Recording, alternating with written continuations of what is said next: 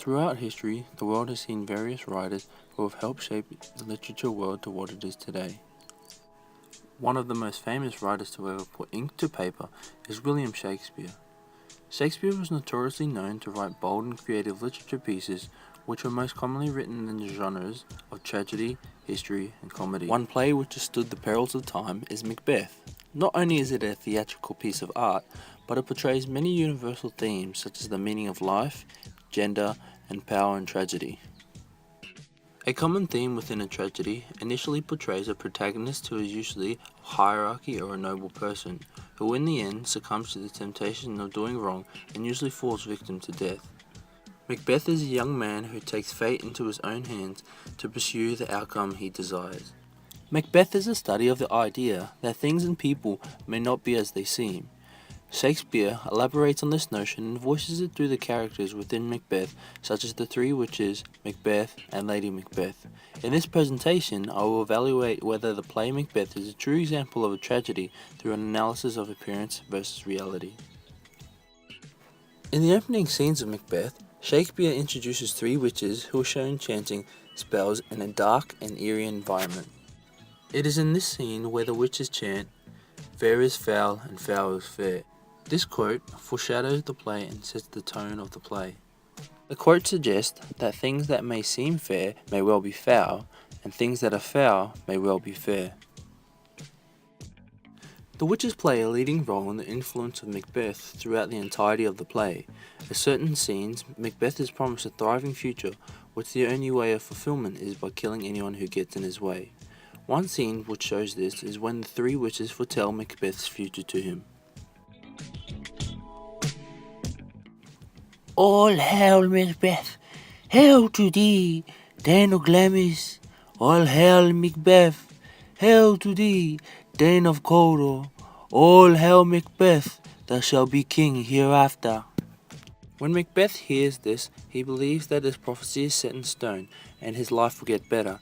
However, in reality this is not the case, as his life then begins to deteriorate as the actions he takes upon himself to make these prophecies come true take a sudden twist upon his life, which ultimately leads Macbeth to his death at the end of the play. After Macbeth's courageous victory over the Danes, King Duncan promotes Macbeth to the Thane of Cawdor.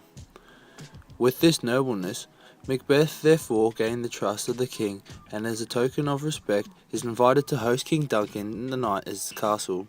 While Duncan approaches the castle, he is given a false sense of hope as he is expecting great hospitality. However, little did he know he was walking to his grave, where Macbeth's castle would be the place he was going to be murdered.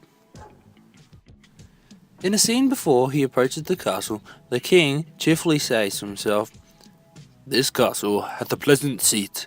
The air nimbly and sweetly recommends itself unto our gentle senses."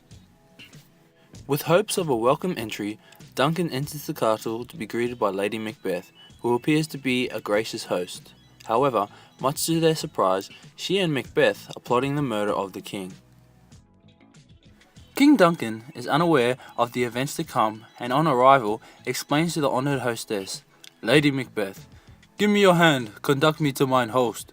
We love him highly, and shall continue our graces towards him. By your leave, hostess." After Duncan has feasted away, he is shown to his sleeping quarters, unaware that this will be his final resting place. Shakespeare is also seen to resemble both Lady Macbeth and Macbeth as both good loyal servants in various parts and conniving villains in other parts within the play. By showing spontaneous changes of the two characters to suit their needs, clearly portrays the notion of appearance versus reality. In Act 1, Scene 2, it is evident that the king's army thinks highly of Macbeth. It is seen when Macbeth defeats the Danes and an injured captain reports to the king, But all's too weak for brave Macbeth. Will he deserve that name? Disdaining fortune, with his brandished steel, which smoked with the bloody execution, like Vala's minion carved out his passage till he faced the slave, which never shook hands, nor bade farewell to him, till he unseamed him from the naive to the chops, fixed his head upon our battlements. This quote creates the image of Macbeth to be a valiant, noble hero to the king, who was a loyal servant despite Macbeth and Lady Macbeth planning his murder.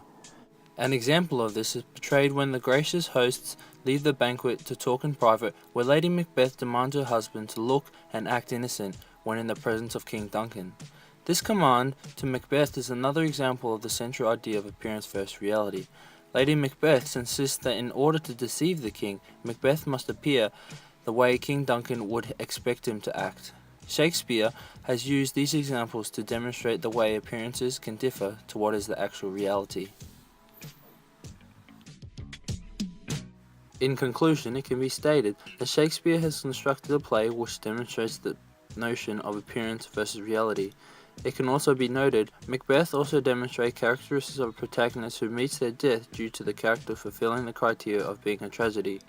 This is clearly evident through the examples provided and the use of various writing techniques, soliloquies, and characters within the play, which not only resemble but demonstrate the concept of appearance versus reality. Therefore, it can be seen that Shakespeare has successfully demonstrated the notion of appearance versus reality.